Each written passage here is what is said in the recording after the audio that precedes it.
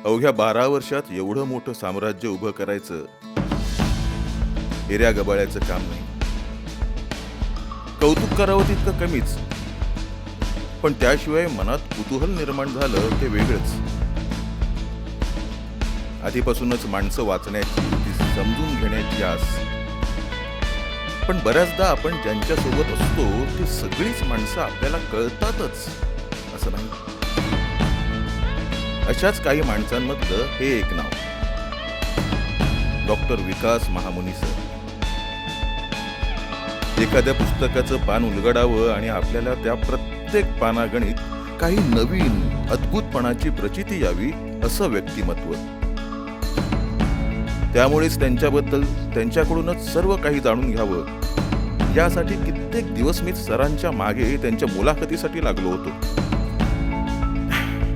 पण त्यांना त्यात रस नव्हता म्हणा, किंवा मी काहीतरी थोटांड करतोय असं त्यांना वाटत असेल कदाचित, असं म्हणा. त्यामुळे माझ्या पत्रात नेहमी नकारच पडत आला. पण चातकाने पावसाची वाट पाहावी आणि अचानक मळब दाटून यावं असं काहीसं झालं आणि सरांनी मुलाखतीसाठी परवानगी दिली. त्याचीच ही सगळी तयारी. आता खरी कसरत त्यांची नाही तर माझी होणार आहे. मुलाखत घ्यायची आहे ना. सर, तुम्ही मुलाखतीसाठी राजी झालात, होकार दिलात, त्यासाठी मी खूप आभारी आहे तुमचा.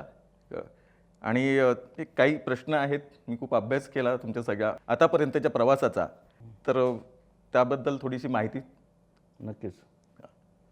आपण सुरुवात करूया की तुम्ही ठाण्यात आलात, तर त्या आतापर्यंतचा किती काळ लोटला ठाण्यामध्ये? 2013-14 म्हणजे साधारण 10 वर्षाचा कालावधी हा गेला माझा आतापर्यंत ठाण्यात. या 10 वर्षामध्ये तुम्ही एवढे मोठे सगळे वेगवेगळे उद्योगधंदे तुम्ही चालू केलेत. ठाण्यात आलात तेव्हा तुमच्या डोक्यात काय कल्पना होती? स्पेसिफिक अशी माझ्या डोक्यात काय कल्पना नव्हती. हां. मी मुलाचं थोडं क्रिकेट करिअर बनावं, फलटणमध्ये तसा स्कोप नव्हता, किंवा मी ज्या ठिकाणी राहत होतो आधी तिथून त्याला ही क्रिकेटचं करिअर करता आलं नसतं, म्हणून आम्ही ठाण्यात शिफ्ट झालो. शिफ्ट होताना असं सडनली डोक्यात काय नव्हतं की हेच करायचंय तेच करायचंय. तर माझं जे पहिलं कन्सल्टन्सी होती तीच पुढं कंटिन्यू करायची. या दृष्टीनेच मी ठाण्यात एंटर केली. कुठे होती कन्सल्टन्सी? हे पश्चिम महाराष्ट्र पूर्ण, म्हणजे पुणा, सांगली, सातारा, बारामती, फलटण, सोलापूर, फार बेळगावपर्यंत. तर ह्या कन्सल्टन्सीला मला खूप चांगला प्रतिसाद, लोकांना खूप चांगले रिझल्ट्स, विदाऊट मेडिसिन ट्रीटमेंट्सला बऱ्याच लोकांनी अप्रोच केला. जवळपास लाखो लोक याच्यातून बरी झाली. आणि ते माझं स्वतःचं मेन बेस जो आहे तो माझा तोच आहे, आणि माझ्या लाईफमध्ये तोच मोटर आहे की लोकांना आपण किती उपयोगी पडू. छान. हे विघ्नहर्ता मल्टी स्टेट कोऑपरेटिव्ह क्रेडिट सोसायटीची स्थापना कशी आणि कधी झाली? एक ॲक्सिडेंटली ही एंटिटी आमच्याकडे आली. काही लोक ह्या माझ्या ज्या यश आरोग्य सेवाची जी काय कन्सल्टन्सी आहे ही मी कुठल्याही आजारांसाठी जशी आपण देत होतो तसं मी कोणत्याही नुकसानाला कसं रोखलं गेलं पाहिजे, किंवा कुठल्याही उद्योगधंद्यात जर लॉस होतोय तर त्यात काय त्रुटी आहेत हे पण कन्सल्ट करत होतो. तर त्यातून एक ग्रुप होता जो माझ्याकडं कन्सल्टन्सीसाठी आला. तर त्यांना मी सजेस्ट केलं होतं की तुम्ही जे आज ही प्रायव्हेट लिमिटेड कंपनीमध्ये ज्या लोकांच्या इन्व्हेस्टमेंट्स घेताय आणि त्यांना काही प्रमाणात त्यांना इंटरेस्ट देऊन त्यांना न्याय देताय, तर हे जर तुम्ही लिगलमध्ये केलं तर तुम्हाला भविष्यात कुठलीच अडचण येणार नाही. आणि ते थोडंसं त्यांनी ते माझं मत ऐकलं, आणि मग लिगलमध्ये जायचं म्हणजे काय करायचं. तर म्हटलं एखादी पतसंस्था किंवा एखादी मल्टीस्टेट असा जो काय फायनान्सचा जो बेस आहे तो तुम्ही तयार करा. त्या पद्धतीने तुम्हाला लोकांना समोर जर गेला तर लोकांचं पण करिअर घडेल, तुम्हाला पण कुठं त्रास होणार नाही. त्या दृष्टीने मग त्यांनी माझ्यावरच ती जबाबदारी सोपवली की मग आम्हाला एखादी अशी संस्था मिळवून द्या. मग त्या प्रयत्नात माझ्या वडिलांचे मित्र, त्यांची मल्टीस्टेट स्वतःची होती, आणि काही लोक त्याच्यात इन्व्हॉल्व करून, जी माहितीची लोक होती त्यांना इन्व्हॉल्व करून आम्ही हे सुनील सौंदरमल म्हणून ॲडव्होकेट आहेत, त्यांच्या माध्यमातून मग आम्ही ह्या मल्टीस्टेटला त्यांना देऊ केलं. पण त्यांना देत असताना पहिले जे ह्याचे चेअरमॅन होते त्यांनी पप्पांचे त्यांचे संबंध असल्यामुळे त्यांनी मला त्यात इन्व्हॉल्व्ह व्हायला सांगितलं की तुमचं एखादं पद त्यात असलं पाहिजे. आणि ह्या लोकांना पण माझी कन्सल्टन्सीमुळे माझा एक पगडा होता त्यांच्यावरती, ज्याच्यामुळे त्यांनी म्हटले की तुम्हीच चेअरमॅन व्हायचे. वा. आणि मग हे असं ह्याचा प्रवास सुरू झाला मल्टीस्टेटचा. वा. यश लॉजिस्टिक म्हणजे काय, त्याबद्दल काय सांगाल? सुरुवातीला ज्यावेळी मी इथं आलो त्यावेळी माझं कन्सल्टन्सीतून मी कुठलंच अर्निंग करत नव्हतो. म्हणजे मी कुठली फीज लोकांच्याकडनं घेत नाही, मी फ्री ऑफ कॉस्ट कन्सल्टन्सी देतो. तर या सगळ्या प्रकारांमध्ये मला काहीतरी उद्योगधंदे पाहिजे होते. तर आम्ही 2014 एप्रिलमध्ये आम्ही छोटे उद्योगमध्ये इन्व्हॉल्व्ह व्हायला सुरुवात केली. कारण छोटा उद्योग हा जास्त रिटर्न्स देतो. जसं की वडापावची गाडी आहे, पाणीपुरीची गाडी आहे, किंवा लॉन्ड्री सेंटर आहे, लॉन्ड्री स्टोअर आहे, किंवा स्टेशनरी आहे. असे बरेचसे, म्हणजे आज हजारोंमध्ये आम्ही ते 2014 पासून आतापर्यंतच्या प्रवासात आम्ही हजारो छोटे छोटे शॉप्स टाकले केले. ज्याच्याकडे जे स्किल आहे ते मला निवडायला जमतं, मला लोकांच्या स्किल्स कळतात. त्यातून मी लोक निवडली आणि त्या लोकांना ती जबाबदारी दिली. 50,000चं भांडवल देऊन त्यांना ते शॉप चालवायला दिलं. वडापावसाठी किती भांडवल लागतं, तर 50,000 भांडवल लागतं, ते वन टाइमच लागतं. त्यांनी ते चालवायचं, मला फक्त डेलीची पावती द्यायची 250 रुपये. अशा बेसिसवरती त्यांनी किती कमवू द्या, 1,000, 1,500, 2,000 हा त्यांची कमाई असणार आहे. त्यातून 250 रुपये मला द्यायला त्यांना जड नाही आहेत. बरोबर. आणि त्यामुळं ते माझ्याबरोबर कुठली बैमानी नाही करणार. ह्या विषयातून मग मी लोकांच्या कनेक्ट गेलो. ह्या विषयातून त्या लोकांना एक उद्योग देत गेलो. ते पण स्टँड झाले, मी पण त्यांच्यामुळे स्टँड झालो. माझे मल्टिपल असल्यामुळं माझ्याकडे 250 रुपये मल्टी टाईम येत आहेत. त्यामुळं मला एक चांगली अमाऊंट मिळते. आणि त्यांना इंडिव्हिज्युअल ते एकच शॉप चालवत आहेत, तर त्यातून त्यांनाही चांगली अर्निंग होते. पण एवढं सगळं मनुष्यबळ तुम्हाला कसं काय, म्हणजे कॉन्टॅक्ट्स जास्त होते, ज्याच्यामुळं मला मनुष्य शोधायला वेळ नाही लागला. अच्छा. मला ज्यावेळी जी व्यक्ती पाहिजे त्यावेळी त्या ग्रुपमधून कुणाला द्यायचा हा चान्स, कोण इमानदार आहे, कोण प्रामाणिक आहे, कुठल्या व्यक्तीला खरी गरज आहे. नीडेड लोक माझ्या भोवती भरपूर होती. कारण ह्या कन्सल्टन्सीमध्ये गळाटलेले, लॉस झालेले अशीच लोक जास्त इन्व्हॉल्व होतात. ओके. तर त्याच्यामुळे मग ही सगळी माणसं, त्यामुळे ते कलेक्शन जास्त आलं. बऱ्याचदा आपण भेटलोय आणि त्या चर्चेमध्ये स्मॉल स्केलबद्दल तुम्ही माहिती दिलीच. ही यश लॉजिस्टिक्स म्हणजे काय, त्याचा खुलासा कराल? आता हे ज्यावेळेस आम्ही छोटे छोटे बिझनेस उभा केले त्यावेळी काही लोक निडेड अशी पण माझ्या निदर्शनास आली की ज्यांना, माझ्याकडं एक जण आहेत की जे आता लॉजिस्टिकचा सगळा कारभार सांभाळतात, खरमाटे म्हणून आहेत. तर ते आमच्याच म्हणजे सातारा भागचे आणि ती व्यक्ती अशी आहे की 8वी 9वीचं वय जे असतं त्यावेळी त्यांनी घर सोडून निघून आले, चप्पल पण नाही पायात. बरं. म्हणजे काहीतरी करायचंय, काहीतरी बनवायचंय किंवा काहीतरी बनायचंय ह्या उद्देशाने लहानपणीच त्यांनी पलायन केलं.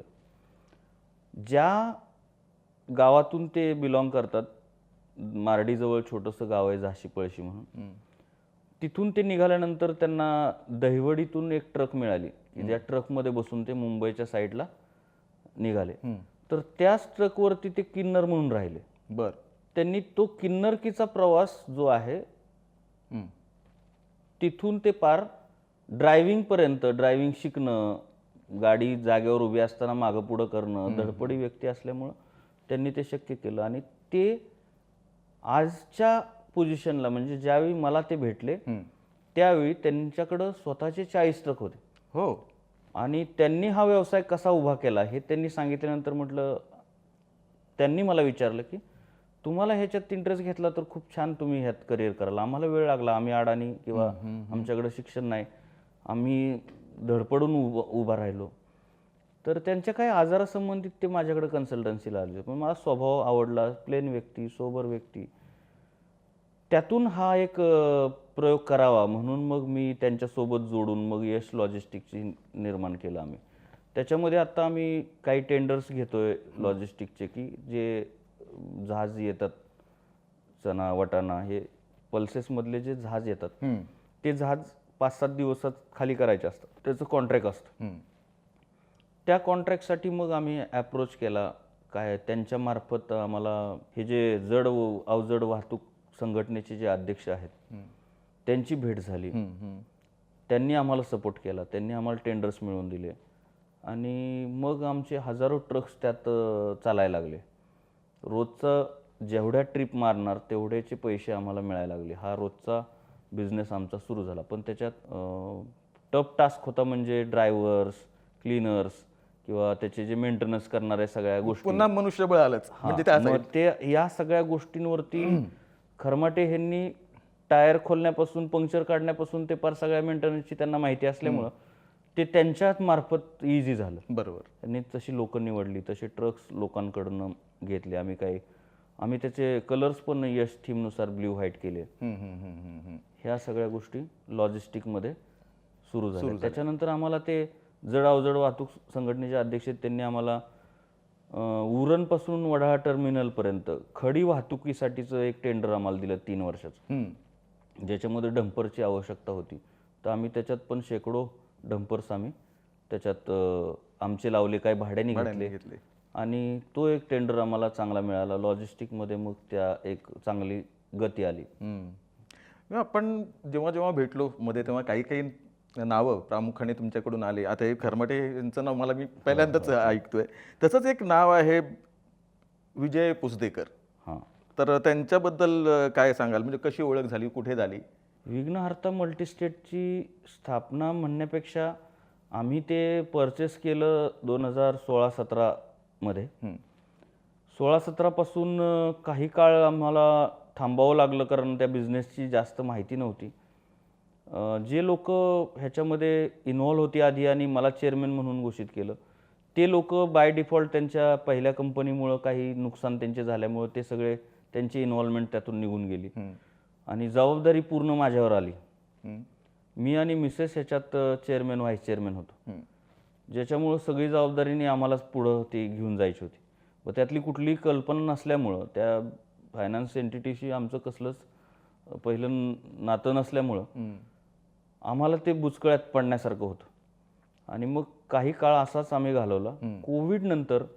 कोविडपर्यंत आम्हाला खूप चुकीची लोकं पण भेटली. विघ्नहर्तामध्ये बऱ्याचशा गोष्टी 19-20 झाल्या. कोविडनंतर विजय पुसदेकरांची आमची भेट झाली. ते त्यांचे स्वतःचे बिझनेस पहिले जे काय होते ते कोविडमध्ये ठप्प झाल्यामुळं त्यांना पण काही गोष्टीत इंटरेस्ट होता, नवीन काही गोष्टीत जायचा आणि काही माझ्या संपर्कातल्या लोकांनीच त्यांना माझ्याकडं सोपवलं. त्यांनी नंतर मग सगळी ह्या विघ्नहर्ताची भरभराटी किंवा पॅन इंडिया सगळं मार्केटिंग, सेल्स सगळं काम त्यांनी पाहायला सुरुवात केल्यापासून विघ्नहर्ताला एक नवीन सुरुवात मिळाली. अशाच काही नावांबद्दल आणखीन एक नाव आहे केदार रॉय म्हणून.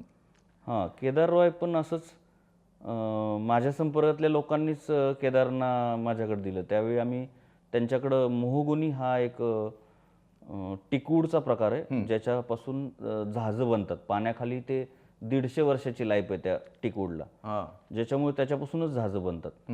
आणि हे बेसिकली अफगाण साईडलाच जहाजांचं मॅन्युफॅक्चरिंग होतं. तर त्यांच्याशी त्यांचे काहीतरी टायप्स होते, पण ते ज्यांच्यासोबत करत होते तिथं तेवढी गती नव्हती. मग मी तिथं जॉईन झाल्यानंतर त्यांनी माझ्यासोबत काम करायला सुरुवात केलं आणि मग आम्ही जवळपास 700-750 एकरचं मोहगुनीचं प्लॅन्टेशन उभा केलं. 12 वर्षाचं पीक आहे, अजून त्याला वेळ आहे. 2 वर्ष, 3 वर्ष, 5 वर्ष, काहींना 8 वर्ष. अशा पद्धतीने त्या टिकूडमध्ये त्यांचा हातखंडा होता. आणि मी पाहिलं की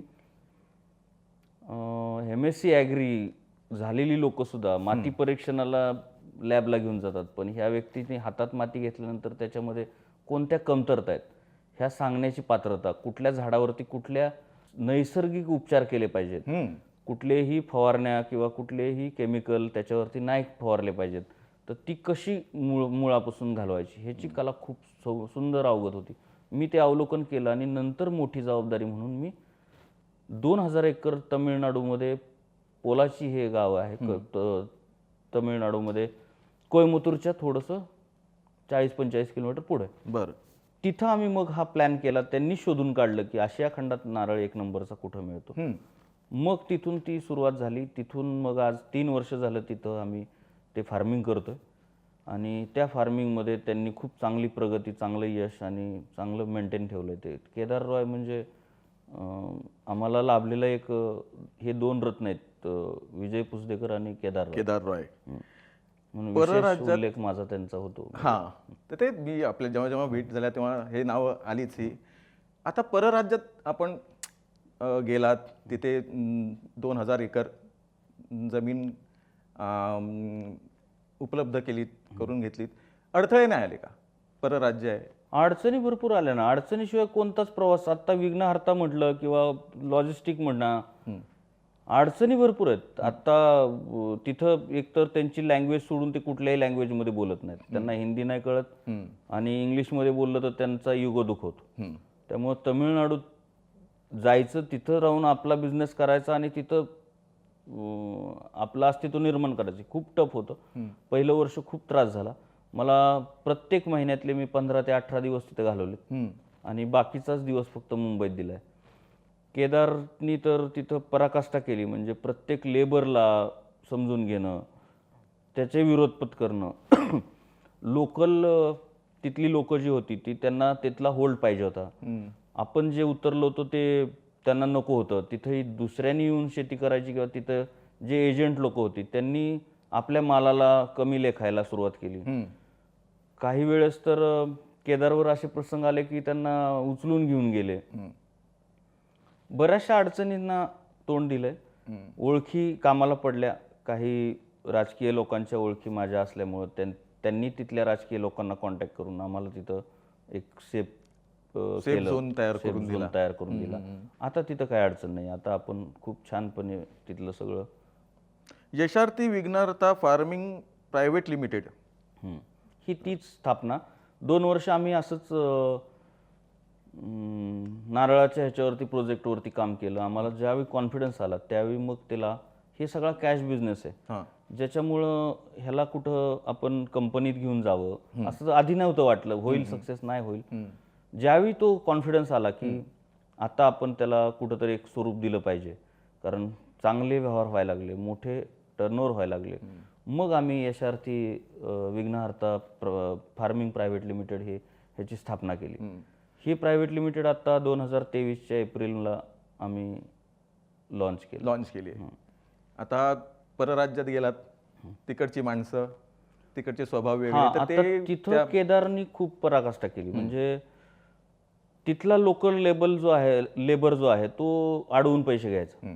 जिथं 3 रुपये रेट आम्हाला आधी सांगितला गेला होता अनलोडिंग, लोडिंग किंवा कटिंगसाठी एका नारळाचा, तो 5 रुपयाच्या पण पुढे जायला लागला. म्हणजे एवढे पैसे डिमांड करायला लागले. बरं, ते त्यांच्या वेळेतच व्हायला पाहिजे. आज यायचंय कटिंगला तर आज नाही, आज आमचा मूड नाही, उद्या येणार. म्हणजे अशी मनमानी चालू झाल्यानंतर केदारने त्याच्यात डोकं लावलं. हे UP बिहारमधून जी काही लोक आहेत जे ताडी शिंदीच्या 100-100 फुटाच्या झाडावरती सहज चढतात, अशा लोकांना त्यांनी शोधून काढलं. तिथं जाऊन स्वतः बसून इंटरव्ह्यू घेऊन त्यांची ट्रायल घेऊन तसे लोक 100-150 सिलेक्ट केली. पण मग बाहेरची माणसं येऊन त्यांच्या काम घेतायत म्हणून परत वादावादी झाली. परत ते सगळं झालं. पण परत ते आम्ही सामोपचाराने किंवा काय सामदाम दंडभेद करून ते पुन्हा कव्हर केलं. आता आपलाच स्वतःचा लेबर आहे तिथं आणि आपलंच कटिंग, आपलंच लोडिंग अनलोडिंग. त्यांना आम्ही पगारावरती ठेवल्यामुळं आम्हालाही परवडलं.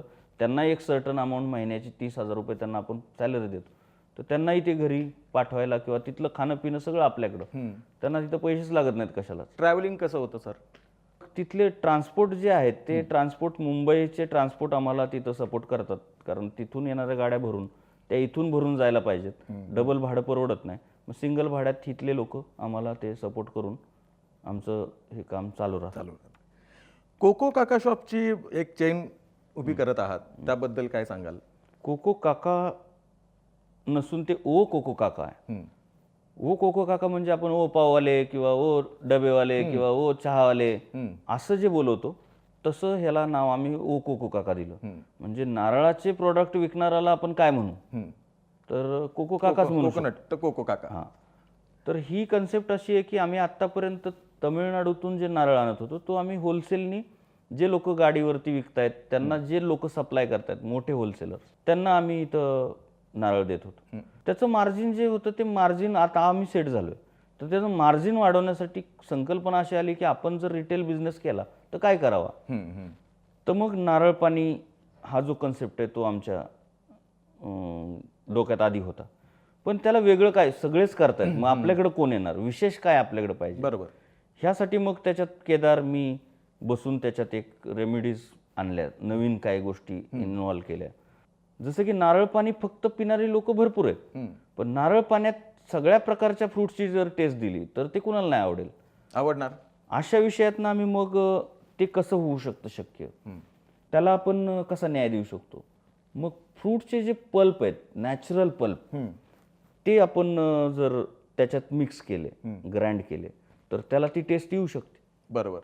लोकांना प्यायला पण आवडेल. हां. मग असे आम्ही कोणते कोणते पल्प्स देऊ शकतो, तर 22 टाईपचे फ्रुट्स. त्याच्यामध्ये मग जांभूळ आहे, पेरू आहे, पपई आहे, आवाकडू आहे, डेट्स आहेत म्हणजे खजूस आहेत, पुन्हा द्राक्ष आहे, वॉटरमेलन म्हणजे कलिंगड आहे, टरबूज आहे, काही चॉकलेट टेस्ट आहेत, काही स्ट्रॉबेरी टेस्ट आहेत. तर ह्याचे पल्प्स आपण जमा करायचे आणि लोकांना त्याच्या टेस्ट त्याच्यातून द्यायचे. ते करत असताना केदारला अजून काही इन्व्हेन्शन करायचं होतं, ते त्याला लक्षात आलं. केरळमध्ये जाऊन, कर्नाटकमध्ये त्यांनी ते सगळं कुठं कुठं पाहिलं होतं. त्यातून त्यांनी असं संशोधन केलं की आपण नुसते हे 22 टाईपचे फ्लेवर ह्यातच देणार, हे कुठंतरी शॉर्ट होते. मग त्यांनी त्याच्यात कोको मिल्कची आयडिया आली. आता लोक काऊ मिल्क किंवा सोया मिल्क पासून थोडेसे अवेअर होऊन लोकांना आता नॅचरलकडे चाललं. तर कोको मिल्क ही एक खूप चांगली संकल्पना आहे की त्याचे फायबर्स आणि त्या दुधापासून कुठलाही अपाय नाही, उलट नारळापासून कुठलंच नुकसान नाही आपल्याला, त्यामुळे त्याला श्रीफळ म्हणतात. त्या नारळाचं दूध काढायचं आणि त्या दुधाची लस्सी म्हणजे ताक बनवून किंवा दही लावून ताक बनवायचं, ही कल्पना केदारला सुचली. मग आम्ही लस्सीकडे वळलो होतो. लस्सीत पण आम्ही 22 फ्लेवर देऊ शकतो, हे त्यातनं निघालं. वा. दुधात पण आम्ही 22 फ्लेवर देऊ शकतो, हे त्याच्यातून निष्पन्न झालं. शिवाय त्याचा जो किस राहतो आपल्याकडं नारळाचं दूध काढल्यानंतर, त्याची बर्फी देऊ शकतोय, त्याची चिक्की बनवू शकतोय, पुन्हा त्याच्यापासून आईस्क्रीमही बनवण्याची रचना आम्हाला सापडली. मग त्याच्यापासून 22 टाईपची आईस्क्रीम पण आम्ही देऊ शकतोय, जे नॅचरल, तुम्ही सीताफळ असेल, पेरू असेल, ह्याच्या टेस्ट आता लोकांना आवडत आहेत. नॅचरल आईस्क्रीम्समध्ये त्या टेस्ट मिळत आहेत.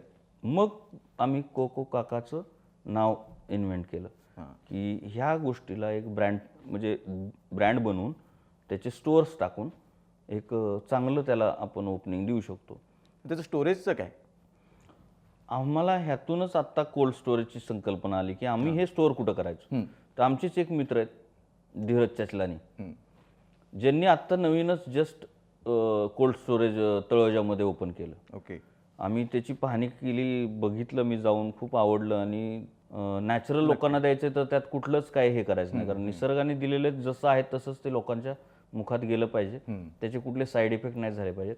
त्यासाठी मग आम्ही त्यांना रिक्वेस्ट केली की आम्हाला तुमच्या पार्टमध्ये, तुमच्या कोल्ड स्टोरेजमध्ये आमचा एक पार्ट आमच्यासाठी बनवा, कारण त्यांना लागणारं जे थंडीचं जे प्रमाण आहे, टेम्परेचरचं जे आहे ते नॉर्मल आहे, नॉर्मल टेम्परेचर म्हणजे ते मायनसमधलं नाही आहे लागत त्यांना. तर मी माझ्यासाठी वेगळी त्यांना एक रूम बनवायला सांगितली की आम्हाला -20 अशी डिग्री त्याला लागते, तर ती रूम आमच्यासाठी तुम्ही बनवा, ते आमची राहील. काय अशा पद्धतीने कोल्ड स्टोरेजची पण आमची एक रचना कंप्लीट झाली, एक बिझनेस ॲड झाला. वा. आता नारळापासून दूध म्हणा, नारळ पाणी म्हणा, आईस्क्रीम म्हणा, अजून काही बाय प्रॉडक्ट्स करण्याचा विचार? आज तिथं आमचा जो काय नारळाच्या बागेमध्ये जी काय आज कटिंग होती, त्यावेळी त्या फांद्या कट कराव्या लागतात. नारळाची ती रचनाच आहे की त्या फांद्याच्या वरतीच मोहर येतो, परत त्या फांद्या कट करायच्या, वरचे नारळ काढायचे, त्याच्या वरती मोहर येतो. अशा त्या फांद्या ज्या कट होतात त्याच्यापासून झाडू बनतात, तिथं चटया बनतायत त्याच्या पत्त्यापासून, ओल्या पत्त्यापासून. आणि हे आमचा लेबर तिथं त्यांच्या सोर्सनी UP ला पाठवून तिथं ते सेल पण होतंय. कल्याणमध्ये एक जण आम्हाला भेटले की ज्यांचा आधीचा प्रोजेक्ट होता नारळाच्या सेल्टपासून, म्हणजे ते जे पाणी पिऊन आपण नारळ टाकून देतो त्याच्यापासून ते 2-4 प्रोडक्ट ते बनवायचे सुरू. त्याच्यातनं रस्सी आहे, कोकोपीट आहे, पायपुसण्या आहेत, पुन्हा कॉयर आहेत मॅट्रेसच्या खालच्या, हे सगळं ते बनवत होते. त्यातून ती संकल्पना आली. मग आम्ही त्या प्रोजेक्टला पण हात घातला. तोही चांगल्या पद्धतीने रन करतोय. असे त्याचे बाय प्रॉडक्ट भरपूर चांगला पैसा ते कमवून देत आहेत.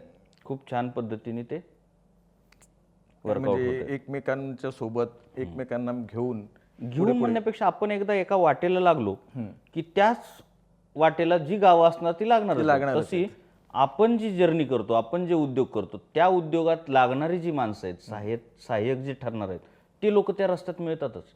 गोल्ड रिफायनरी आणि बुलियन याबद्दल काय सांगाल? हा आमचा पारंपरिक व्यवसाय आहे. म्हणजे आम्ही जातीने सोनार असल्यामुळं आमचा हा वडिलोपार्जित बिझनेस आहे. मी ज्यावेळी शिक्षण घेत होतो त्याचवेळी मी ज्वेलरी लाईन जॉईन केली होती. मी स्वतः कारागीर पण आहे. मी सगळे दागिने बनवू शकतो, घडवू शकतो. इथपर्यंत सगळं नॉलेज मी त्याचं ट्रेनिंग स्कूल्स आहेत आमचे नगरला, तर तिथं मी त्याचं 1-1.5 वर्षाचं ट्रेनिंग घेऊन मी ते स्वतः एस्टॅब्लिश केलं होतं. आता माझे बाकीचे व्यवसाय वाढल्यामुळं माझे भाऊ, माझे चुलते मालते हे ते सगळे त्यात इन्व्हॉल्व झाले. त्यांच्याकडे ते सोपून मी ते सगळं पाहतो. आता बुलियन म्हणजे काय असतं तर जे आपलं प्युअर गोल्ड असतं ते मेकिंग करण्याचे कुणाला राईट्स नसतात आणि सेल करायचे राईट्स नसतात. मेकिंग झालेले दागिने हे सोनार विकतात. म्हणजे सराफ व्यवसाय करणाऱ्या लोकांना त्याचं लायसन मिळतं.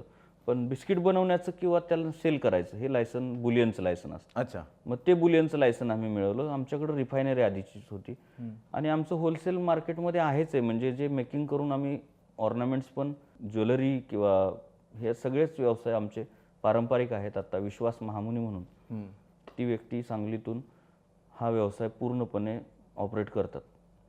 ॲग्रो प्रायव्हेट लिमिटेडची संकल्पना कशी काय आली? ॲग्रो प्रायव्हेट आता कसं झालं की ॲग्रिकल्चरचं आमचं श्री यशार्थी ॲग्रिकल्चरचं पहिलंच प्रायव्हेट लिमिटेड होतं. पण आमचा आत्ता नवीन एक प्रवास सुरू होतोय की जो लोकांना सेकंड होम असं एक घर त्यांना देऊ करायचं आहे आणि ते खूप कमी दरात त्यांना आपण देऊ करतोय. म्हणजे 15 लाखात 1 BHK, 24 लाखात 2 BHK, 33 लाखात 3 BHK. तर ह्या सगळ्या गोष्टीला आम्ही ज्यावेळी द्यायचं म्हटलं तर हे द्यायचं का इतक्या स्वस्तात? आमच्याकडं जे काय आता इन्व्हेस्टर्स झालेत विघ्नहर्ताच्या माध्यमातून म्हणा, माझ्या कॉन्टॅक्ट्समधून म्हणा, ह्या लोकांना नाविन्यात काहीतरी दरवर्षी आम्ही नवीन काहीतरी करावं किंवा आमच्या प्रोजेक्टमध्ये आम्ही जे काय फंडिंग करतो आम्ही लोन नाही वाटत, तर येणाऱ्या डिपॉझिटर्समधून एखादा नवीन प्रोजेक्टच आम्ही तयार करतो. त्यातलाच हा एक प्रोजेक्ट आम्ही सुरू करतोय की जे सेकंड होम आम्ही देतोय. त्यासाठी मग जी आमच्याकडं प्रायव्हेट लिमिटेड कंपनी पाहिजे होती, एवढं मोठं आज 2000 एकरचं जर बंगलो प्रोजेक्ट आम्ही उभा करणार आहोत तर त्यासाठी एक कंपनी पाहिजे होती. मग आम्ही विघ्नहर्ता मल्टीस्टेट कॉपरेटिव्ह क्रेडिट सोसायटीचा लॉंग फॉर्म हा आहे, पण शॉर्ट फॉर्म VMCCS. मग आम्ही ते सर्च केलं की VMCCS ॲग्रो प्रायव्हेट लिमिटेड ही आम्हाला एक त्यातला ऑप्शन मिळाला की तो अवेलेबल आहे. मग आम्ही तेच नाव ठेवायचं ठरवलं कारण हे सिमिलर वाटते किंवा आमच्या लोकांना लगेच क्लिक होईल की हे आपलाच प्रोजेक्ट आहे. अच्छा. म्हणूनसाठी आम्ही आणि हे पॉकेट्स कुठे आहेत म्हणजे बंगल्याचे सेकंड होम ही पॉकेट्स पुन्हा लोकेशन आहे. गोवा रोडवरती मानगाव आहे. मुरबाड पासून वरती माळशेज घाट आहे. अरे वा, छान आहे. तरी छान आहे. जिथं सगळे निसर्गरम्य आहेत, सगळे पर्यटन स्थळ आहेत आणि त्यामुळंच हे सेकंड होम. म्हणजे आम्ही काय करणार आहे तर त्यांना जी आम्ही पुन्हा त्याला भाडं देणार आहे किंवा काय करणार आहे तर हे आम्ही क्लबला जॉईन करतोय. बऱ्याचशा क्लब्सला आम्ही कॉन्टॅक्ट केलेत आणि ते क्लब हे भाड्यावरती घ्यायला तयार आहेत. तर त्याचं भाडं पर डे येणार आणि ह्यांना मंथली देणार. त्या सोसायटीला पण इन्कम राहणार, ह्यांना पण इन्कम राहणार. अशा पद्धतीचं हे चांगलं नियोजन आम्ही त्या VMCCS ॲग्रो प्रायव्हेट लिमिटेडमधून केलं. आता 12 वर्षामध्ये वेगवेगळे हे उद्योगधंदे आणि खरंच तुम्ही जसं म्हणाला तसं नाविन्य की जे फंड्स आला आपल्या त्याच्यामध्ये अजून वेगळं काय करू शकतो. अचानक सिनेमा निर्मितीकडे कसं काय वळलात? त्याची पण एक हिस्ट्री आहे की मला जायचं होतं, माझं ते स्वप्न होतं. कारण माझा सिनेमाकडे बघण्याचा दृष्टिकोन, मी सिनेमा कमी पाहतो, पण लहानपणी त्याची आवड खूप होती. तर हे आजच घडेल असं नव्हतं. असं कुठलीच गोष्ट घडवायची म्हणून नाही घडवली.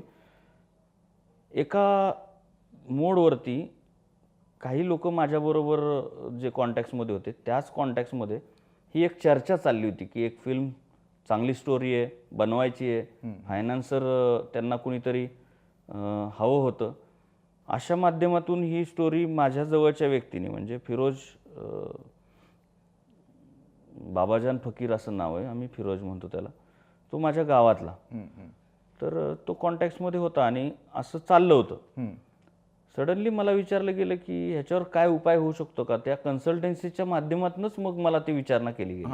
मग त्याच्यात चांगली दिग्गज लोक मला दिसली. म्हणजे अरुण काका नलवडे, म्हणजे मी आमच्या घरातले सगळे त्यांचे फॅन आहेत, ते त्यात इन्व्हॉल्व होते. कदीर भाई होते जे डायरेक्शन बघतात, खूप चांगली व्यक्ती आहे. असे दिग्गज लोक म्हटलं येऊन त्याच्यामध्ये अडकलेत किंवा त्यांना त्या गोष्टीला न्याय देता नाही आला. असं दिसायला लागलं की आता हे काही शक्य नाही होतं. त्यावेळी हे काय करावं, तर मला वाटलं की आपल्याला कधीतरी हे करायचंच होतं. तर मग मीच म्हटलं की मी सपोर्ट केला तर चालेल का तुम्हाला. बरं. म्हटले चांगलं होईल तुम्ही जर सपोर्ट करत असाल तर. मला म्हटलं स्टोरी काय त्यात इंटरेस्ट आहे, सो स्टोरीनी जर एखादा चांगला मेसेज जर समाजाला जात असेल तर मी इन्व्हॉल्व व्हायला तयार आहे. मला अपेक्षा त्यातून काय रिटर्न्सची नाही आहे, प्रॉफिटची काय अपेक्षा नाही आहे. जे आहे तेवढं जरी परत मिळालं तरी खूप आहे. अशा बेसिसवरती हे पण खुश झाले. मग आमची तिथून चर्चा ती रंगली आणि त्यानंतर मी ती स्टोरी गुहागरला जाऊन ऐकली एकांतात. आणि त्यावेळी ती अर्धी स्टोरी ऐकूनच समाधान झालं आणि मग मी रेडी झालो की इथून पुढं आता मी ह्या गोष्टीला एक स्वरूप देतो. ॲग्रो वेगळं, फायनान्स वेगळं, सिनेमा वेगळं, फायर इक्विपमेंट्स. हां, ह्यामध्ये जे आता कदीर भाईंचं मी नाव घेतलं, जे डायरेक्शन बघतात, त्यांचा मूळ व्यवसाय फायर फायटिंगचा आहे. ओके. आणि ती व्यक्ती एवढी जेन्युइन आहे किंवा एवढी शांत, पेशन्सली सगळ्या गोष्टी एवढं मस्त करतात. ह्या सगळ्या चर्चेत त्यांच्या व्यवसायात मी जरा विचारणा करावी म्हणून मी घुसलो. काय आहे तुमचा उद्देश किंवा काय तुम्हाला पुढं करायचं आहे, तुम्ही हा मेन व्यवसाय सोडून आता तुम्ही ह्याच्या नादाला लागलाय. म्हटलं हे सोडून देणार आहे काय. नाही नाही म्हटले सोडून नाही देणार, ह्याच्यात माझं आहे जरा प्रयोजन. मला वाटतं की मॅन्युफॅक्चरिंग युनिट करावं, असं त्यांच्याकडनं आलं की माझं तो उद्देश आहे पण काही वर्षांनी करायचा आहे. म्हटलं कशासाठी थांबायचं, काही वर्षांनी करण्यापेक्षा मग करू ना आपण करू म्हटल्यावरती मग ते एकदमच खुश झाले. त्यांनी संकल्पना सांगितली आणि मी त्याच्यात लगेच त्यांना म्हटलं की आपण हे सुरूच करू. म्हणून आता आम्ही त्यात पदार्पण करतोय. बँक आहेत, अनेक शाखा आहेत, पॅन इंडिया शाखा आहेत. Pan India. दिल्ली आम्ही काबीज केली, नागपूर म्हणजे विदर्भ पूर्ण, मराठवाडा पूर्ण, महाराष्ट्र पूर्ण, पश्चिम महाराष्ट्र, तेलंगणा, तमिळनाडू, आंध्रा, पुन्हा मध्य प्रदेश, इंदोर म्हणा, ग्वाल्हेर म्हणा, आज ह्या सगळ्या लोकेशनला आम्ही आमचं पाया रावला. आता किती वर्ष झाली. 12 वर्ष कंप्लीट झाली ह्या विघ्नहर्ता मल्टीस्टेटला. म्हणजे आता आपण आज 12वा वर्धापन दिन साजरा करणार. कधी. 19 जुलै. 19 जुलैला. आणि 19 जुलै ही एक महिना लेट आहे आमची डेट. ह्याची स्थापना 18 जून 2012ची ही स्थापना आहे. म्हणून आम्ही दरवर्षी त्याचा वर्धापन दिन हा 19 जूनला करतो. पण यावर्षी थोडंसं काही ऑफिस किंवा कोको काका ह्याचं पण ओपनिंग करायचं होतं, त्याला थोडं डिले झाल्यामुळे दोन्ही एकत्र म्हणजे दुग्ध शर्करा योग आहे असं म्हणायला काही हरकत नाही आहे. हा, आत्ता आपण सेफ्टी लॉकर्स चालू केले, त्याबद्दल काय सांगाल. हां, आमचे एक सहकारी आर्यल जैन म्हणून CA आहेत, ते खूप चांगली व्यक्ती आहे आणि व्यक्तिमत्व आवडल्याशिवाय मी त्या व्यक्तीच्या बरोबर काहीच करत नाही. तर त्यांच्याकडं त्यांनी बनवलेलं एक 5000 लॉकर्सची कॅपॅसिटी असणारं स्ट्रॉंग रूम त्यांनी बनवलं होतं. सगळ्या ट्रायल देऊन, गव्हर्नमेंट अप्रुव्हल घेऊन, ब्लास्टिंग वगैरे हे ते लागतात त्याला स्ट्रॉंग रूमला. बेसमेंटला बनवलं आहे त्यांनी इथं वाशीतच 17 प्लाझाच्या बॅक साईडला. त्यांनी चार्टर्ड हाऊस म्हणून त्यांची स्वतःची एक मोठी बिल्डिंग त्यांनी उभा केली. त्यात वरती त्यांचं ऑफिस आहे, खाली DDRचं ऑफिस आहे, त्याच्या खाली तळघरात हे त्यांनी बनवलं होतं. पण इंडिव्हिज्युअल नावावरती सेफ्टी लॉकर्स चालत नाहीत, सेफ्टी वॉल्ट्स चालत नाहीत. कारण प्रत्येकाला भीती आहे की तुमचं हे इंडिव्हिज्युअल आहे, तुम्ही कधी यातनं काही सामान घेऊन जाऊ शकता, अशी एक डाऊट राहतो. तर बँक एंटिटीला हे चालू शकतं, म्हणून त्यांनी आमच्यासमोर हे प्रपोजल ठेवलं. तुमची बँक आहे, माझे लॉकर्स आहेत, बरोबर. तर तुम्ही हे तुमचं नाव द्या त्याला आणि तुम्ही याला बाय करा किंवा ॲडॉप्ट करा. मग ते आमचं आधीच ट्युनिंग मॅच होतं, त्याच्यामुळं मग आम्ही त्याची रचना केली. आता 1-1.5 वर्षात आम्ही ते आमच्या नावाने आणि आमच्याच स्वरूपाने चालवतो. हां, आता मधमाशी पालन व्यवसाय कुठे आणि कसा केला जातो? केदार रॉय हे खूप मल्टी टॅलेंटेड व्यक्तिमत्व आहे आणि त्या व्यक्तीच्या कल्पना भन्नाट असतात. म्हणजे हे सगळे प्रॉडक्ट्स आपले बनायला सुरुवात झाली. हँडमेड साबण, मंजन असे त्यांनी 100 ते 125 प्रोडक्ट त्यांनी त्या नारळाच्या वेस्टेजपासून बनवायला सुरुवात केली. एवढे प्रोडक्ट बनवून दमले नाहीत. तर एका ठिकाणी केरळमध्ये कुणीतरी ते मधमाशीचं पालन करून त्यांनी एक चांगला मोठा व्यवसाय उभा केला. तर म्हटले आपल्याकडं मुबलक जागा आहेत, त्या पेट्या तर बनवायच्या, तर मधमाशा काय आणायच्या, त्यांची वृद्धी लगेच होती. म्हणजे त्या संख्या इतकी वाढती त्यांची फटाफट, ते एका वेळी काहीतरी 18-20 पिल्लांना जन्म देते माशी आणि ते 1-2 महिन्यात लगेच ते सुरू राहतं त्यांचं आणि झपाट्याने वाढते ह्याची वाढ. त्यामुळं त्यांनी ती मोकळ्या जागेचं, म्हणजे नारळाच्या झाडाखाली काही मोकळीच जागा पडली. मग हा व्यवसाय सुचल्यानंतर त्यांनी ते सुरू केलं. मग त्याच्यातून ही निर्मिती झाली. मसाले व्यवसाय त्याबद्दल काय सांगाल? केरळमध्ये स्पायसेसचं चांगलं मार्केट आहे. तमिळनाडू पण काही गोष्टी बनवतं. म्हणजे आज जायफळ म्हणा, जायपत्री म्हणा, ही आमच्या नारळाच्या बागात झाडं ॲटोमॅटिक उगून येतात आणि तो व्यवसाय तिथं जोरात चालतो. त्या संपर्कातनं काही मसाल्याचे व्यापारी आमच्या कॉन्टॅक्ट्समध्ये आले. बरं. केरळमध्ये मग आम्ही आज 500-700 एकर स्वतःचं गार्डन करून आज त्याचं संगोपन केदार रॉयज बघतात आणि तिथून ती कल्पना त्यांनीच रुजवली. अच्छा. आता 12 वर्ष होत आहेत या सगळ्या गोष्टीला. पुढचा प्रवास कसा बघता तुम्ही? आतापर्यंत कधी प्रवास बघून केलाच नाही, तसाच होईल पुढचाही. शुभेच्छा तुम्हाला. आणि लोकांना काय संदेश द्याल मग? लोकांना संदेश भरपूर काही ह्याच्यातूनच मिळेल, आत्ताच्या ज्या काय आपल्या सगळ्या रचना झाल्या. पण खास करून मी माझं एक विजन आहे आयुष्यातल्या.